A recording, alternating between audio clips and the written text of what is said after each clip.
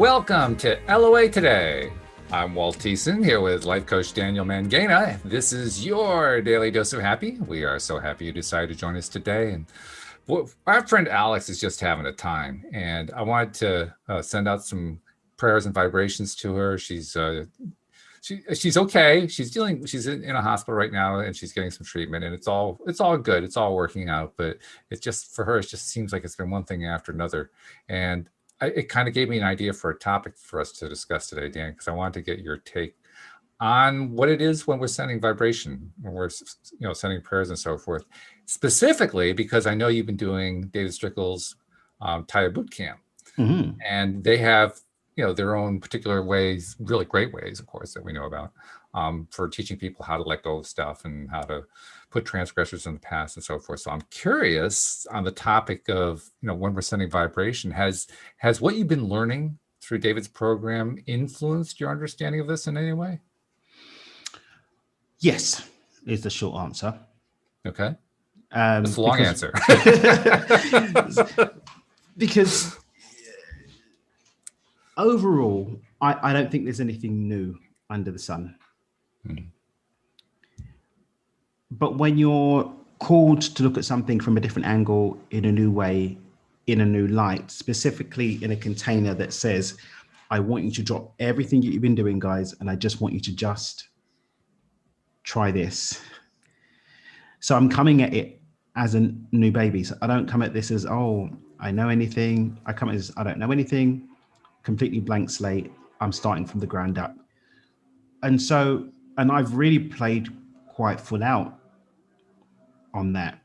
So I've come as if I didn't have any tools, not through, oh, I'm positive I'm going to look at this as a glass half full.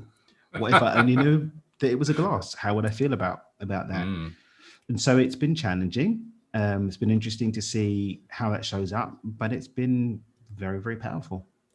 That's good. So how has it affected the particular question that I raised about vibration and, the idea of sending source energy to somebody else for their assistance? I don't think you can do that. Now we get down to it. And this is not to say that you can't. I'm just saying, for me, my layer of reality, that doesn't really happen. What happens in my layer of reality is everyone that shows up is a reflection of what's happening inside of me. And so I send love to the parts of myself that are showing up as that thing, and that inevitably ends up as showing up differently in that person. That's more of a hologram theory-esque way of looking at things, and that's how I tend to do it. Let's talk about that theory a little bit, because I can say that's different from my own understanding, and I'm curious about it. I hadn't really thought about it in terms of what you're calling the hologram theory, the idea that it's just an aspect of you within yourself that you're helping out, but it ends up helping the other person. Where does it transmit from inside of you to the outside to them, or is it going outside at all? There's nothing outside. Hologram theory, okay, oversimplified at its root thing, is everything is just a holographic projection of my internal environment as a strand of source energy. Okay. And then the Danism of quantum overlays are of the infinite possible variations of everything. The ones that match me end up showing up as other people. So the quantum overlay of this experience is the holographic projection of me coming out meets the holographic projection of you coming out to be this experience. So ultimately, there are two strands of consciousness, but we are meeting the holographic representations of the overlay of two vibrations matching each other. When I change myself, I no longer have a vibrational match for the variation of you that match with the old version of me. So I'll meet the variation of you that matches the new variation of me.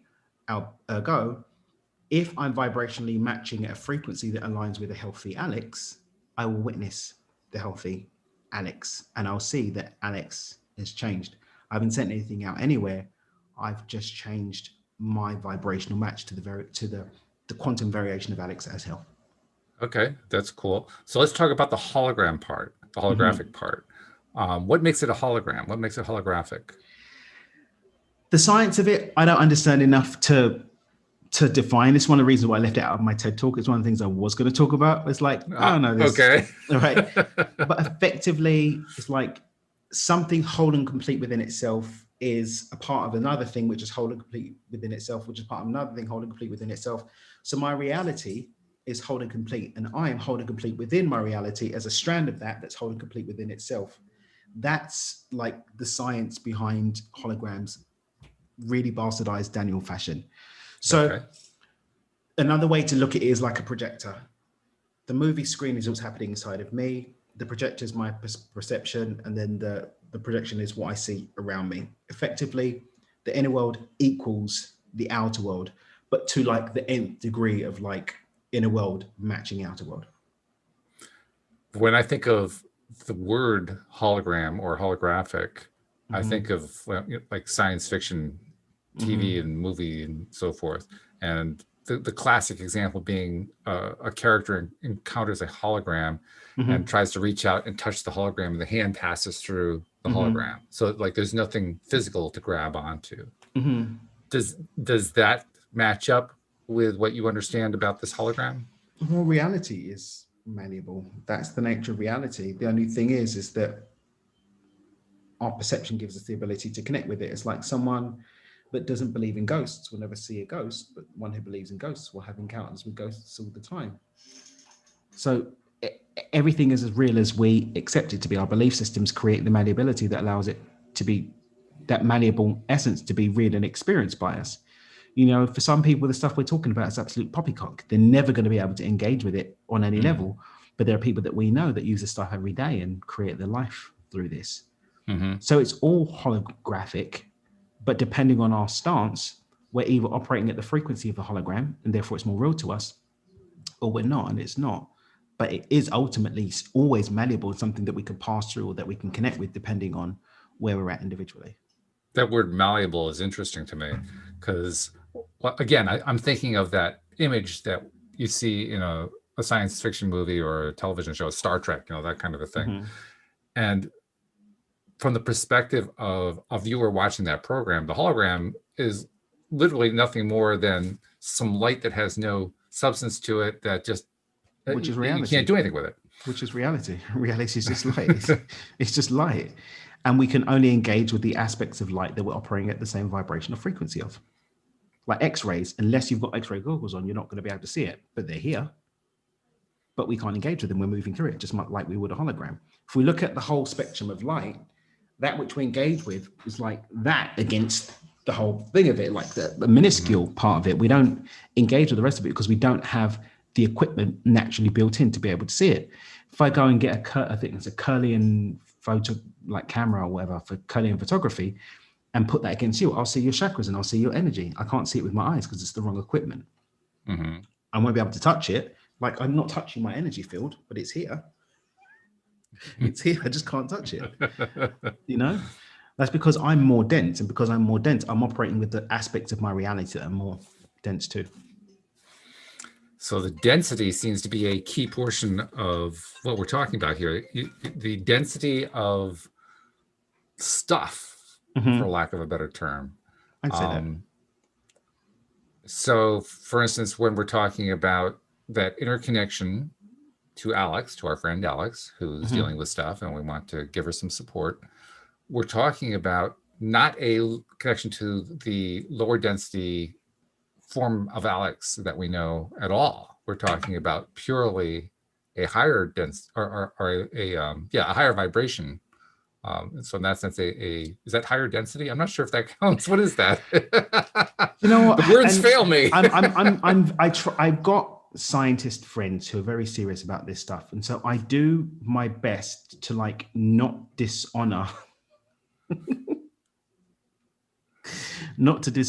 like the years and years of schooling that people go through to speak about this stuff competently. So we're talking very much as novices here, just doing our best to make sense of it, because like people like talk about the quantum and quantum physics. They don't have the slightest figure about quantum. They just pop that label on something that's sexy for them to sell on Instagram. But ultimately, isn't that what Bohr said? I mean, when Bohr commented on quantum physics, he says anyone who thinks that they understand quantum physics doesn't really understand quantum physics. Or even on Stargate SG-1, when they met the Tolan, and then Sam Carter's like, "Oh, you guys have cracked quantum physics." They're like, "Yeah, we've disproven that bollocks." It's like, that's like what our kids, we teach them that in primary school, that it's not real. I mean, I want to respect science, right? And so, just anybody listening, we're talking hypothetically as two novices that are speaking about ideas. So if we bring this more to a philosophical, hypothetical, spiritual conversation versus the deep science stuff, because I'm not qualified to do it, and I aim to keep my mouth shut and stuff that I'm not qualified to do.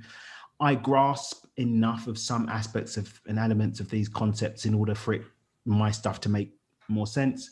But I don't pretend to be a. This is just my mind saying, "Oh, well, there's another cool question. Let's see if we can go there." Yeah. I just want to be respectful, is all, because I think the world that we're in, of universal law of attraction, all that stuff, in many ways shoots itself in the foot, speaking about the science as if it knows what it's talking about, and often just misquoting it. I mean, the amount of quotes poor Einstein, the amount of stuff that gets attributed to him to being said, you didn't say it. It didn't come out his mouth. But it's like, just give it some respect. But man, if we just talk about it in terms of just common, we can dip. I think we don't need to go as deep in the science in order for it to make sense for our discussion, is basically what I'm saying. Right now, I'm engaging with you. I can poke my computer, but I can't touch you, but you're real. Yep. Well, I think I am. I was this morning anyway. So there are aspects of our reality, like electricity. We don't see electricity, but we see the effect of electricity. Nature, if we look at the natural plane. So one of the ways I was taught is to look at the physical plane, the natural plane, the spiritual plane. These planes or levels of density, basically, things play at that level. Now we can engage with that level, but we're not going to experience it with our senses, our five senses, in the same way, because our five senses are limited in the bandwidth that they can operate within and without of. That's when people talk about the higher senses, like the ladies that do the psychic work on the show, right? They're not using their five senses, they're using extra sensory action. When we look at the five clairs, clairvoyance, clairaudience, clair this and clair that, they're extensions that are extension of those senses that can operate outside of purely three-dimensional reality. When I talk about three-dimensional reality, personally, I'm saying that which we engage with our physical senses. The second that we move beyond using the senses, we're no longer in three-dimensional reality, because we're moving outside of time and space and into non-tangible okay, non-tangible aspects of reality. Sorry, we'll go back to light, the spectrum of light. There's only a portion of it that we can engage with our eyes. The rest of it, we need additional support. Sure. Some people can see X-rays without electrical stuff, and most of us need. Really? That's new to me. I didn't know there were people who could see X-rays. No, I'm just saying, people that talk about, I just pulled one out of my bum. Okay. I could see the energy. Well, because we know that. Well, yeah, I know people. Yeah. And at times I've been able to see energy myself. I see it. I can see energy. Pretty much I'm not great at it, but I'm better at it than I was 5 years ago. Let's put it that way. But it comes from working those non-sensory muscles. Of a better phrase.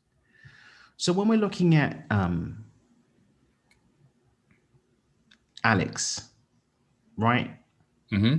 Alex isn't just skin and bones. Right. She's skin and bones. She's got a mental aspect to her, which can be impacted by her emotional state. So it's separate to her emotional state, but is an experience with her senses, and therefore is non-physical. So it's somewhere in the middle. We can take pictures of her energy body, so we know that that's quote unquote real too.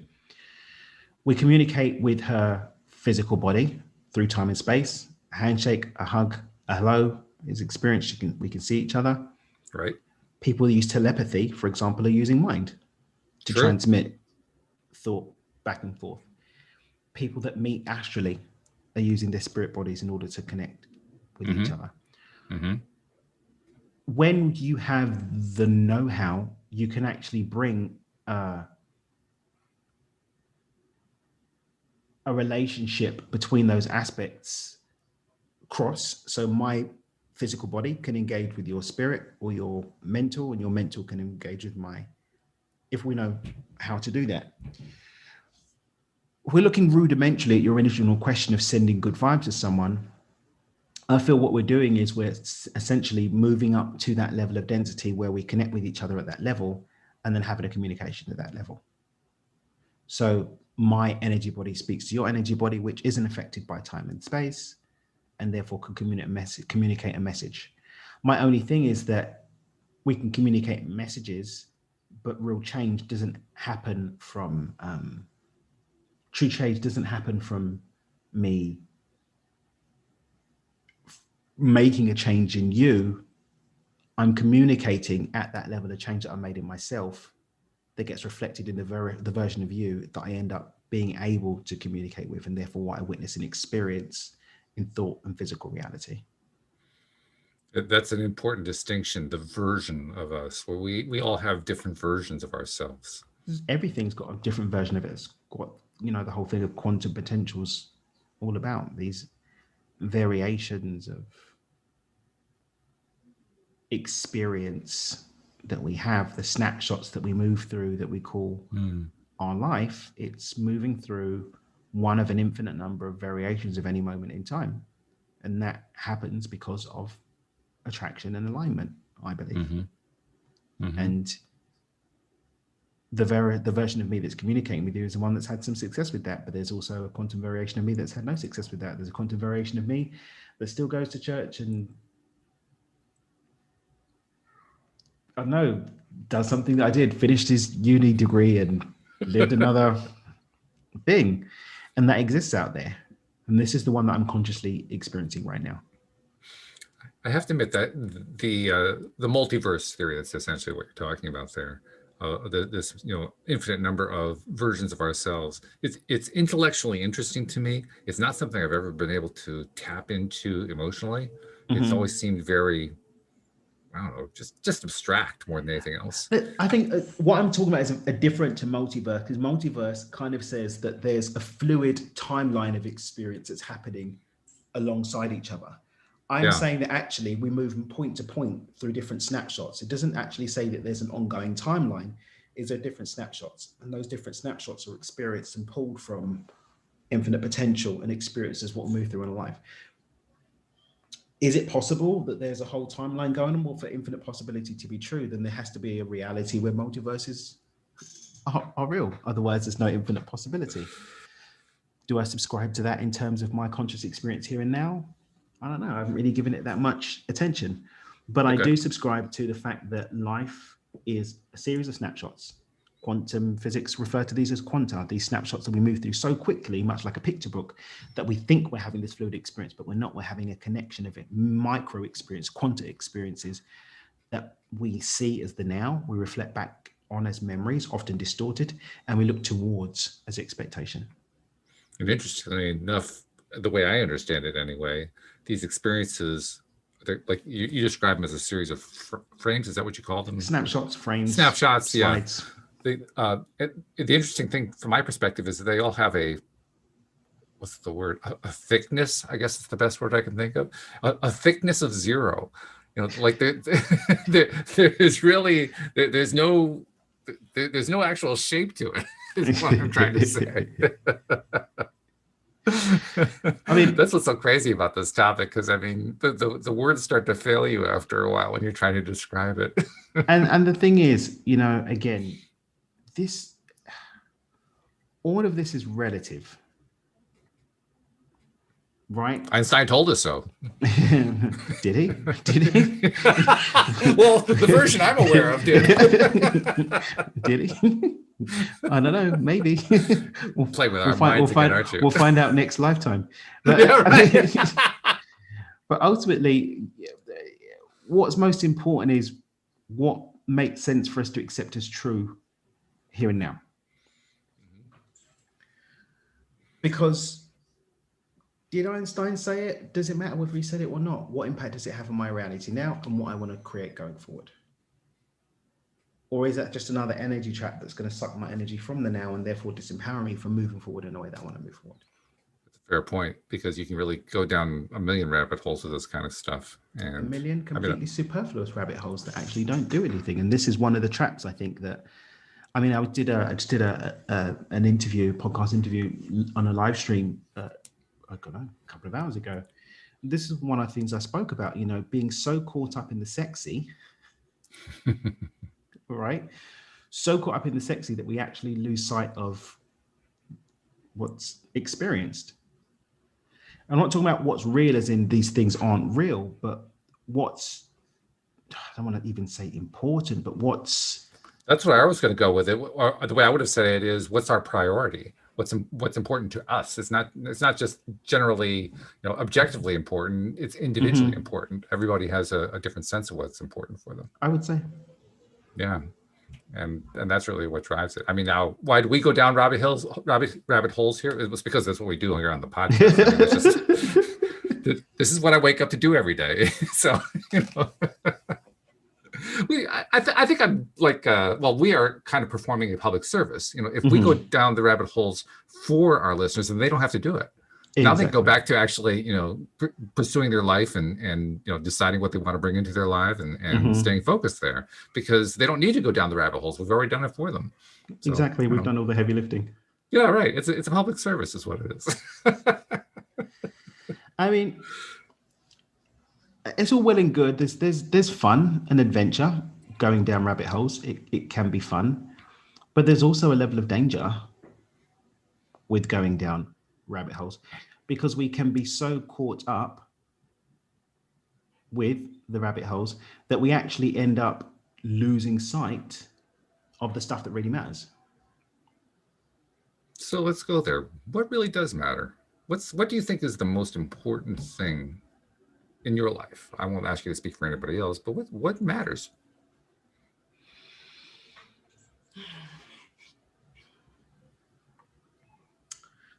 What matters to me changes as my experience continues to evolve. That's a good point.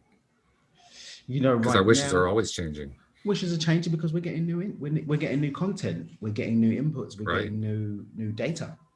Yeah. I think stagnation happens when we stop being open to new information and remain stuck. Again, I'll quote Stargate SG-1 because it's You've been doing some watching there, I think. Yeah, it's my nighttime Ethan duty, sort of in the background when I'm sort of getting my admin bits done in the evening. I watch an episode or two, right, until I go to bed with him.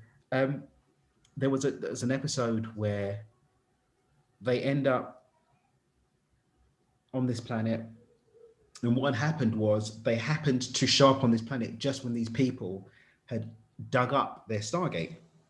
And there were some local young scientists that were doing an archaeological dig, because there were two opposing ideas held on this planet.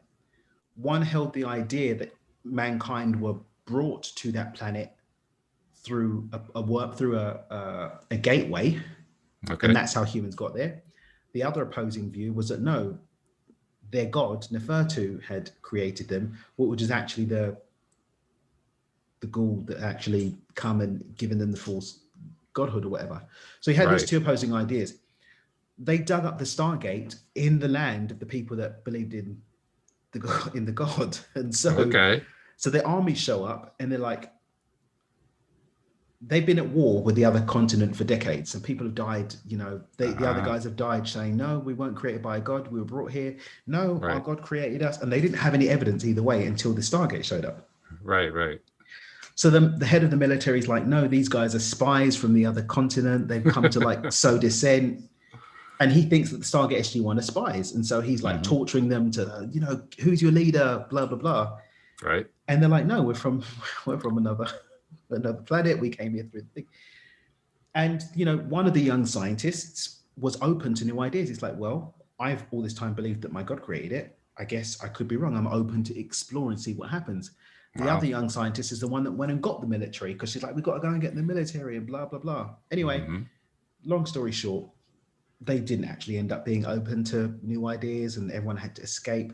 But this is representative of those of us that are holding on to ideas Yeah. of who we are, what we're supposed to be, what we're supposed to do, you know, what life's supposed to look like, versus being open to new ideas and change, which may render what we've believed up until now to be redundant and wrong. We may be proven wrong about stuff, but when you're open to the growth and expansion that comes from change, you're okay with that. Mm-hmm. We don't Mm-hmm. hold on to old ideas. We're open to ideas being seen in new ways or being thrown away completely. And for me, that's how I look at life. I look at what's come in that day, what I've learned about people, what I've learned about myself, what I've learned about reality. Just like going into the boot camp, the Thai boot camp, I've gone in there assuming that everything I know is BS. I'm here to experience something and test it for myself. When I was going through my journey of proving, sort of testing my purple brick theory, you know, I grew up in a very strict Christian home. I wasn't open to other ideas. Mm-hmm. And I went on a journey to say, well, if I'm going to say all these people are wrong, I need to see if they're really wrong or not. So, you know, going to Hindu temples and actually sitting with Hindu teachers and learning about their ancient texts, going and doing, I did a Ramadan and like did a whole month of fasting and prayed 5 times a day for a couple of months just to see, Wow. you know, what's going on. I learned to transliterate Arabic so I can see for myself, do I really believe this to be true? Is Wow. it wrong? Right. And Wow. getting an inside track rather than other people telling me that this is what Yeah. it is. I've done Shabbat and actually gone through that whole thing and actually gone and read the Torah and understood these things. I've gone and learned about Zoroastrianism and sat with uh, Indian shamans. I've done all of this so I can see for myself, Right. what do I choose for me?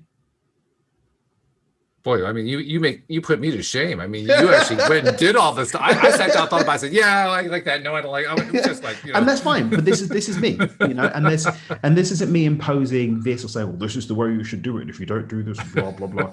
No, I'm not doing that. I'm saying I went down this route, you know, to see for myself. And I came out on the other side. I was like, do you know what? Everybody's saying the same thing, and they've just got different languaging. You yeah. know, it's so funny. Like, you get hardcore Muslims that are like, oh, if you don't believe the Quran, you go to hell. That's not what the Quran says. The Quran says, if you're a good person and follow basic edicts based on what you know and how you've dealt with that, you can go to Jannah, you can go to heaven.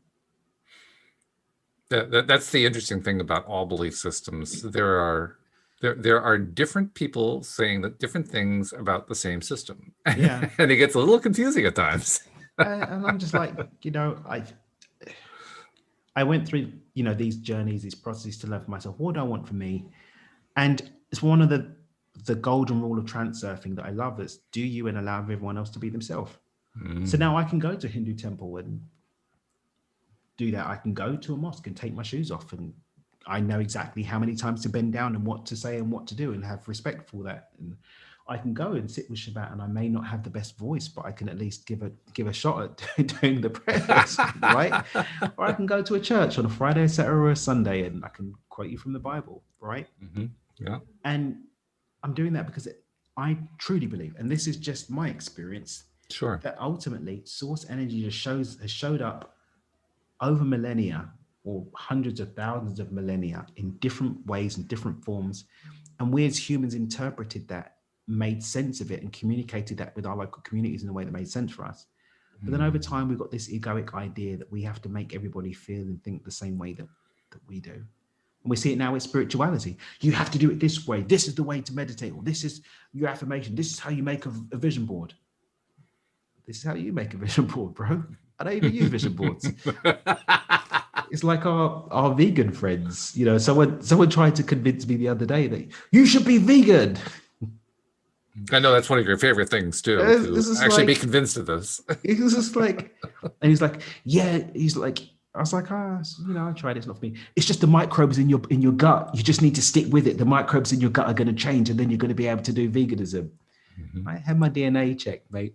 Not just DNA trumps gut microbes.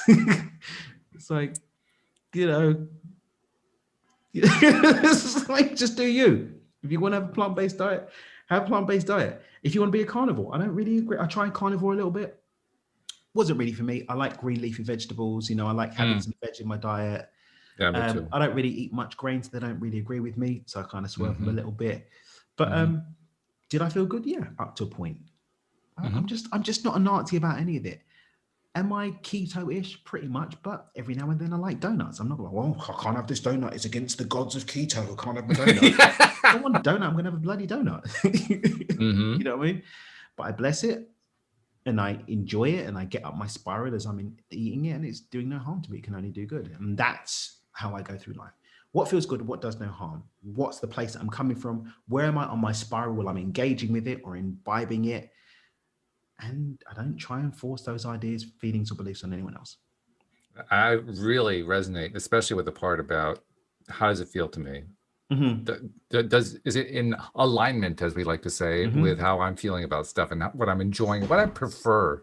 Because I think that's what we're really talking about here. We're talking about preferences. Yeah. And everyone's going to have different preferences. And there are going to be a lot of people who are going to have preferences that just make me want to retch. But you know what? That's their preferences. That's up to them. That's just like, okay. It is totally okay. Yeah. I don't have to eat what they're eating or think what they're thinking or drink what they're drinking or breathe what they're breathing. If they want to breathe, nitrous oxide all day, fine, go right ahead. I'll say thank you, but no thank you. Yeah, right, exactly. Knock yourself out, literally. So, and I know it's going to lead to stuff that to consequences. That's one of those sticky words because we often associate consequences as a word with negative stuff happening, but I don't use the word that way. I think of it as just what follows.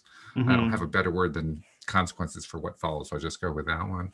But there are going to be consequences that come along, and some of them I'm going to like. Some of them I'm not going to like. There's going to be effects from that follow from the cause.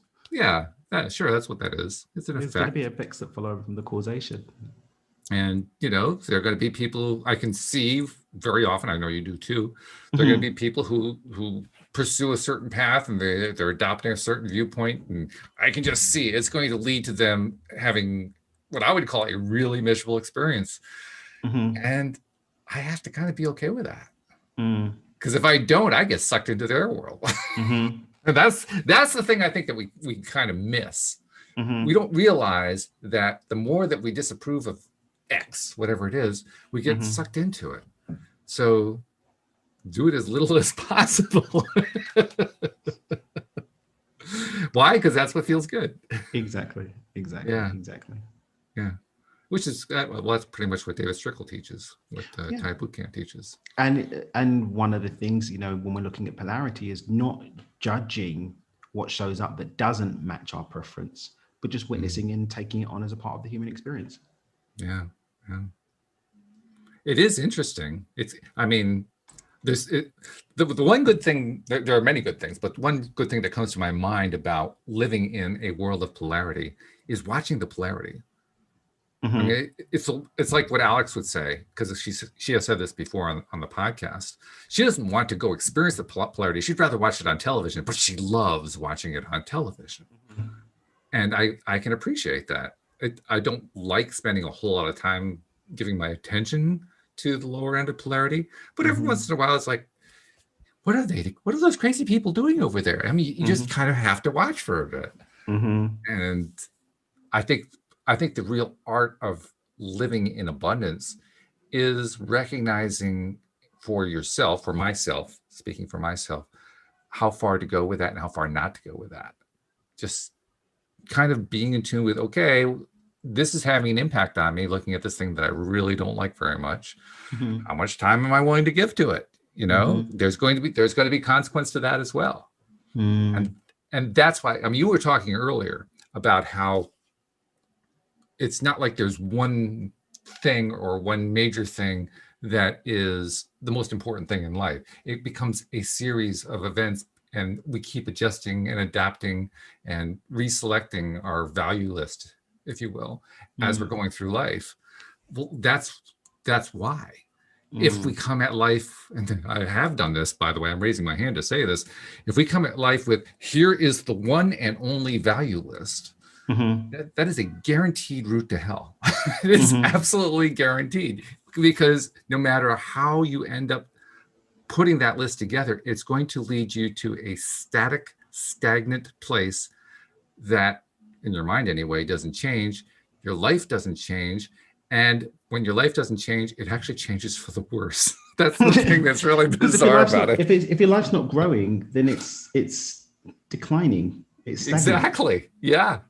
And I think when we remember stagnation, oh gosh, stagnation. Do I really fancy that? No, you don't fancy it. So stop. Not really. No. Be open to the groove and flow of change. That changes the natural. Like when something stops growing, it's dying. When we die, it's literally because the telomeres in our body stop growing, genes stop replicating themselves, then you die. That's it. One by one, an essential function in the body will stop working, whether the heart stops working, the lung stops working, the brain stops working, something stops working, and the telomeres in that stop regenerating. And that's what happens with us, in terms of our essence. Also, we cut off the lifeblood of change and growth and expansion, and then it just stops growing, and then it just dies. That's what happens. It is what happens. Yeah. So if I were going to if I were going to answer my own question, what is important? I would say what's important to me is what I like right now. Yeah. Fortunately, I like a lot, so that means diversity. I always add to that, what feels good and does no harm. Well, does no harm to me or somebody I care about. I'll limit it that way. I've learned I don't really want to wish does no harm on somebody who actually is out to harm themselves or others, because it's an interference that I'm not sure I really want to go. But then you're not doing harm. I suppose. Because harm is a perception. Well, it's all perception, yeah. Oh! Got him. Yeah, the whole thing is perception. It's just to answer the question that I was raising with you earlier. What's that hologram? What's that all about? That's the best word I know to describe it. The hologram is perception. Mm-hmm. That holographic experience is an experience of perception. And I kind of try to imagine we're all source energy. We'll start with that as the baseline. Okay. So I think about energy, I'll have like a graphic image of like, light or some sort of plasma or something like that, moving really, really fast in like a tube or something like that. So I can have some sort of a visual, and then I'll take the tube away so that it's just the energy. And then I'll say to myself, okay, so that energy becomes physical. And we often describe that as, the vibration reducing or becoming more dense or something like that. We have a number of different ways to describe that. And I ask myself, if I were to visualize that, or if I were to create a model of that, what would that model look like? And that's where the hologram idea becomes useful to me, because then I can just kind of imagine, like, I'm a piece of that flow of source energy, and my piece kind of, it's almost like out of Star Trek, right? It grows into a figure out of this nothingness. Holding complete within itself, which is part of another pattern, holding complete within itself. Yeah, it was not there a moment ago. Now it's just kind of like a bubble. It kind of expands into this thing that doesn't actually have any density, because, like you said, you can still pass your hand through it. But it interacts, it does things, and then you put it on the Star Trek holo deck, and on the holo deck there's a whole bunch of stuff that's all holographic that it all interacts with. And the really curious thing, this is the part that my mind starts to bend a little bit and perhaps even break, is the part where the holographic characters on the holodeck can actually interact as if they were physical. As if they could touch each other. Yeah, they experience the physicality of it. And the reason I say that my mind kind of breaks at that point is, well, what's the difference between that and what I experience as life? And the answer that I come up with is, I haven't the faintest idea what the difference is. The difference is, I truly believe the difference is whatever you say it is. Yeah, pretty much. Similarity is going to be what you say it is, right? Because for two people, those ideas will be so foreign, the reticular activating system actually stops them witnessing any similarity between the two.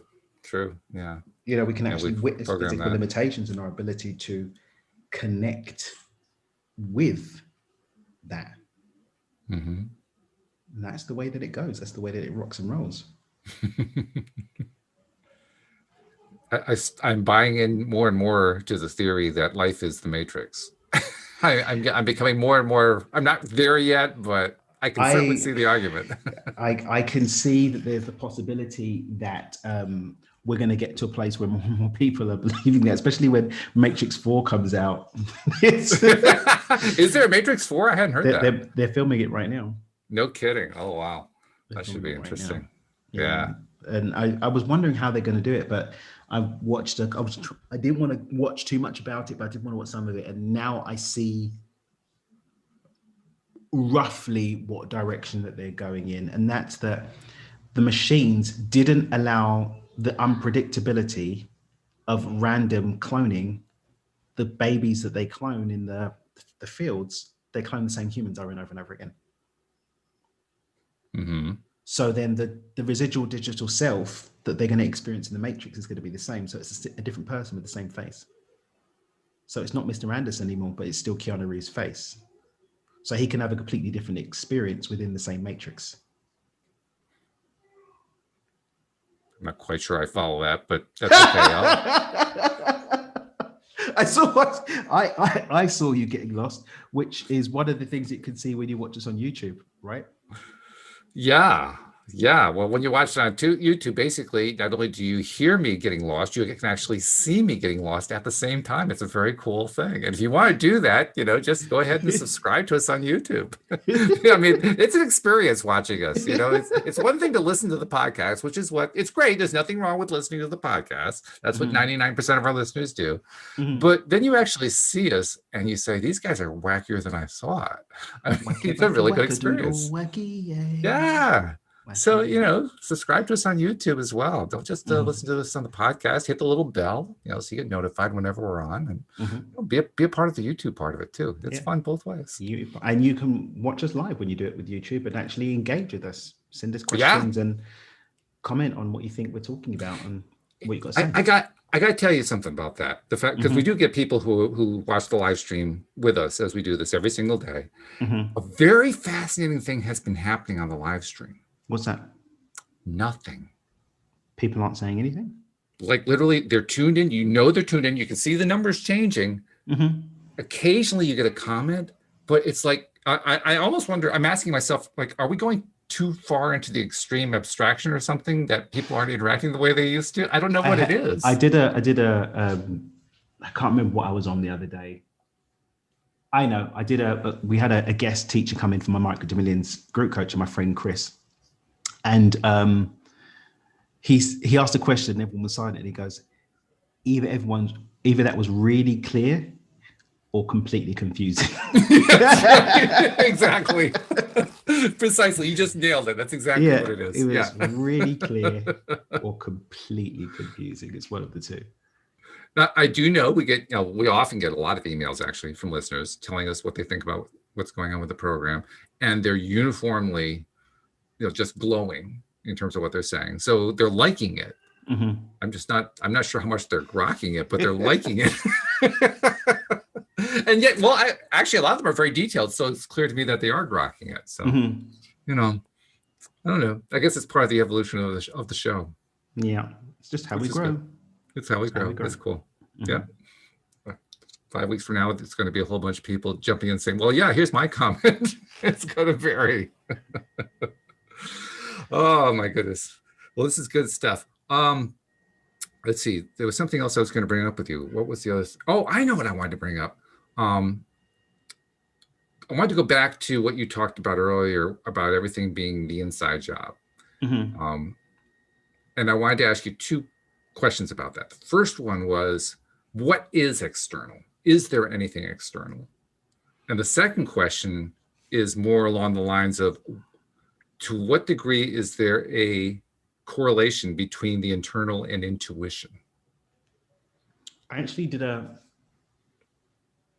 podcast, like I do a thing sometime, I haven't done it in ages, where people can have like a Q&A and we recorded them as episodes for the podcast. And I had one who was a lady I know who is intuitive, very, very, very empathic. Hmm. And she has out of body experiences like anything, really, Wow. really cool kitten.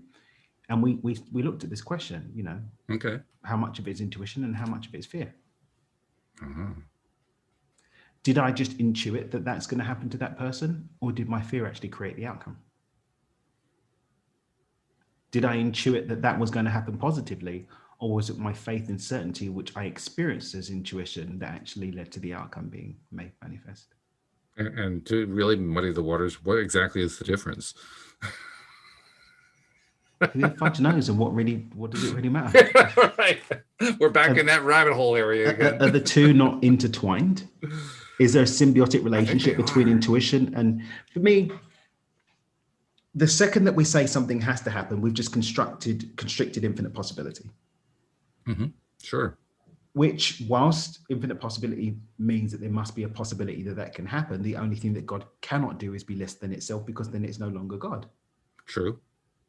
So anytime anyone says that something has to happen, my intuition said this is going to happen. I did a reading this. No, what we're talking about is the most probable outcome based on where I am now. Mm-hmm. One of the things that's going to contribute to the probability of that outcome is my emotional relationship to that outcome, because it's going to set my vibrational frequency for what's going to show up. Sure. Yep. So for me, intuition is just an insight into what's going on that I can feel more viscerally and have more direct relationship to. Okay. All right. Well, it kind of fits in nicely with what I've thought about. What is this whole idea of a limiting belief? What is this whole idea of when I create a thought or I create a wish of some kind, that I'm putting a limitation? And I think the best answer I've ever been able to come up with is I'm taking I think of source energy as being infinite. I think of it as being God, for lack of a better word. Mm-hmm. And the moment that we take not just ourselves as part of that stream, but ourselves as like a block of stream, I think of it that way, because I mean, it's not like it has any definite size to it, right? Mm-hmm. It just kind of is. Mm-hmm. Yeah. So the moment that we take our block of it, so to speak, and just start shaping it in some way, that is putting a limitation. It's not that there's anything wrong with that. It's just that Limitations aren't always bad. Limitations are very good in many cases. They add structure, they add context, Exactly. They add framework. Physical reality is a limitation that creates a framework, a structure within which new experiences can be had. Precisely. Yeah. Yeah. And so when I think about it that way, that gives me an entirely different feel about what a limiting belief is. I no longer fear a limiting belief. I no longer say, oh God, I want to avoid limiting beliefs. For me, it's, does this belief, limiting or expansive, serve me? Because expansive beliefs can also be disservice too. Talk about what you mean by that. Well, I'm gonna go somewhere a bit dark. Hitler believed that he was being expansive for the lives of the German people. Okay. Donald Trump believed that he was being expansive when putting up a wall and actually putting America first. That was an expansive thought. It was. Yeah. But everyone that it impacted wasn't expansive. When you look at the shutdowns that happened globally off the back of COVID restrictions and stuff, leaders, I believe for many of them, there's going to be some insidious ones, but I believe for the most part, people are doing their best to try and keep people safe. They have an expansive intention, albeit the effect of that causation isn't really proving to be all that expensive after all. But well, that's because we live in a world of unintended consequences. I mean, just because we shape something a certain way doesn't mean it turns out what we think it's going to be. Exactly. Because especially when we're not being wholly intentional, if we're just being intentional in thought or in feeling, but we're not intentional across the board, and intentional with a lot more conscious awareness to alignment and some of these other concepts, if I'm having expansive thought made in a space of fear, it doesn't matter how forward thinking and life-giving my thought was. It was made in a space of fear, which is what a lot of choices, for example, are being, all of these examples I gave, people are making choices from a place of fear. Yeah.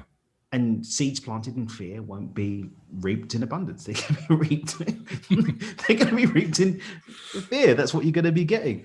So You know, How annoying. Every time that we focus on fear, we get more fear. I mean, what's fair about that? I tell you. double drat. But you know, if we are being intentional from the ground up, from the energy that we're in when we have the thought into that frequency that we're resonating with, and then the vision that we're having, and then the actions we're taking, it's going to be expansive for us, but we can't account for how it's going to impact other people.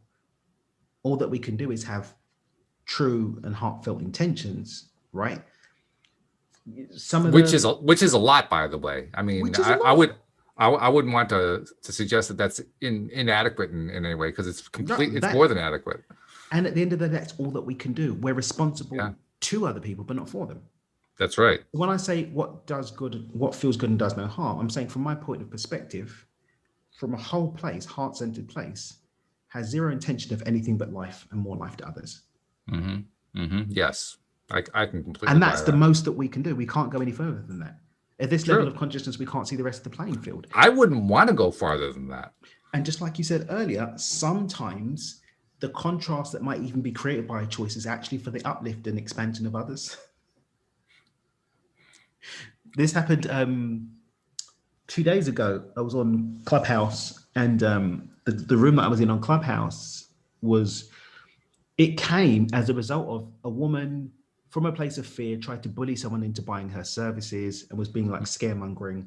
That woman then set up a room about this, and then hundreds of people had the opportunity to share this beautiful conversation and ask questions and connect with each other. And all of that came because of a disempowering choice that someone made consciously to try and put fear into someone in order to drive them into buying their services.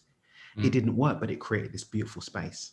Right. Yeah. And part of my contribution to the conversation was, let's send love and gratitude for that woman for making that choice, which created this beautiful space as a result. We never know how our choices are going to affect others.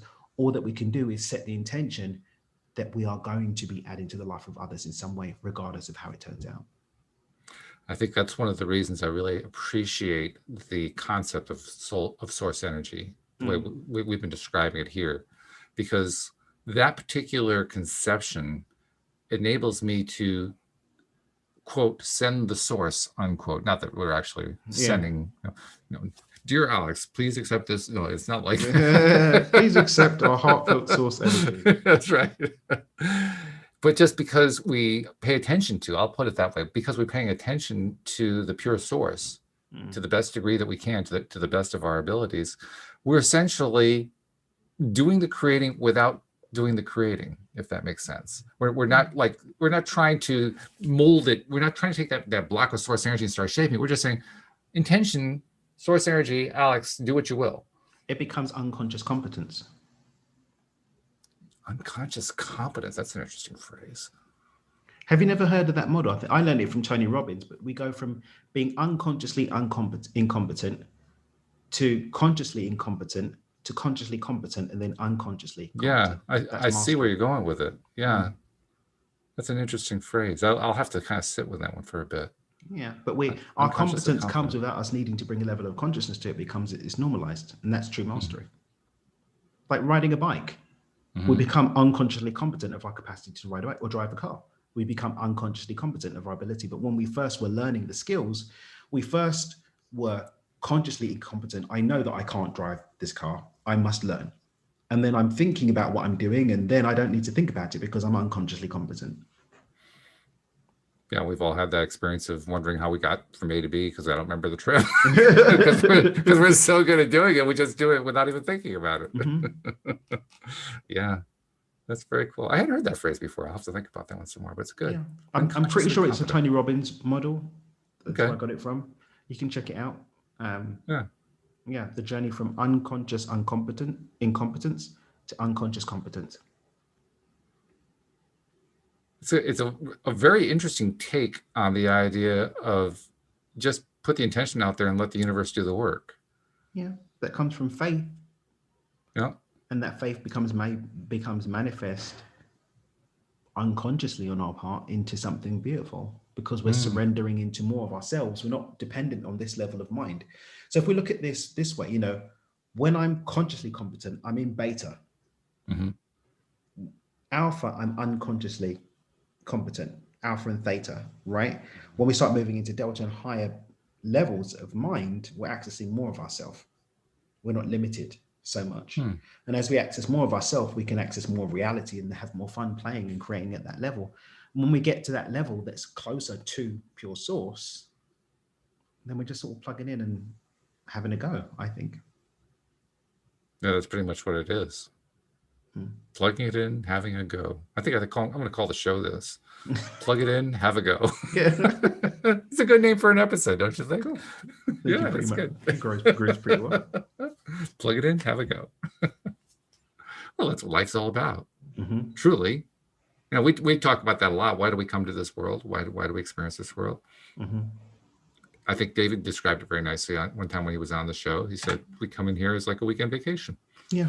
It's a good way to describe it. Yeah. You know, kind of a getaway. Mm-hmm. I'm not sure what we're getting away from, but, you know, we're still a getaway. Exactly. Yeah.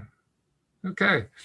Well, all right. Very good. I do want to take a moment before we run out of time here, I want to remind people to use the LOA Today app to send in those questions and comments. We do like having them. We worked without it today, but we've been getting a lot of them lately, and we want to have more because, well, I keep repeating the same thing over and over again, so I probably sound like a broken record, but we like receiving them. It just feels good to receive them, to read them, to talk about them. It's like, oh, wow, that's somebody who was really paying attention that day and came back with this piece of feedback. Like, yeah, we resonated with somebody in a big way.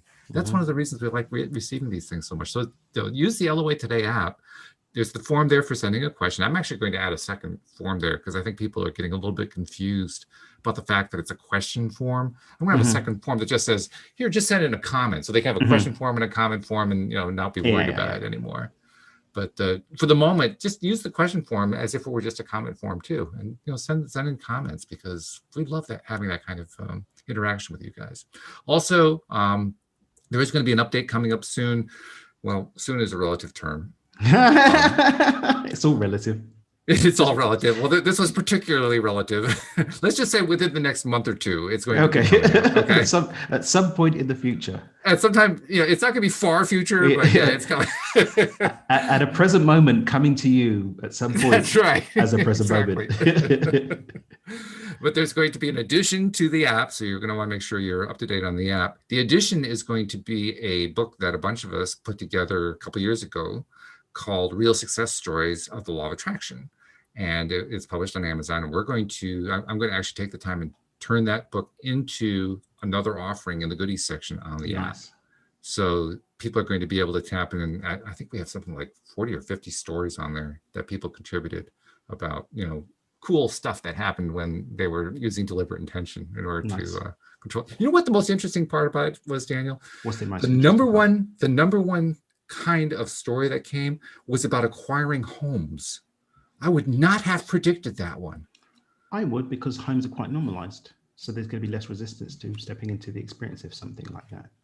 Okay. We're born into a home. We have home for most of our life. So there's going to be less resistance to the experience of a home. So when you do a little bit of work, then it's easier to click into place. All right. Well, then you are a wiser man than I am, because you would have predicted that one and I would not have. But that is going to be coming. So another reason to update the app if you haven't updated, or actually install the app. And I'll put a link into the description today for people who have not yet done that. Sure. But in the meantime, as much as we missed our good friend Alex, this has been fun. I love having conversations with you because you have explored so much of this stuff so well. And I mean, I learned today, he did Ramadan for a month. Like, really? Oh my goodness. I did a whole Ramadan. Mm-hmm. You did a whole bunch, and all the different major religions and so forth. You did all these. Wow. I did a Ramadan. I did a month of Anabu, which is part of the another tradition where you fast during the month of March, was a lot harder because the days were longer. So I've done a couple of crazy things. Really cool. Well, I love it. So thanks for sharing all that. I've been enjoying this one. I think our listeners will enjoy it too, but I really enjoyed this one. So thank you very much. And thank you to our listeners who stuck with us through the end and actually were able to hang in there. We appreciate you very much. We'll see you all next time here on LOA Today. Goodbye, everybody.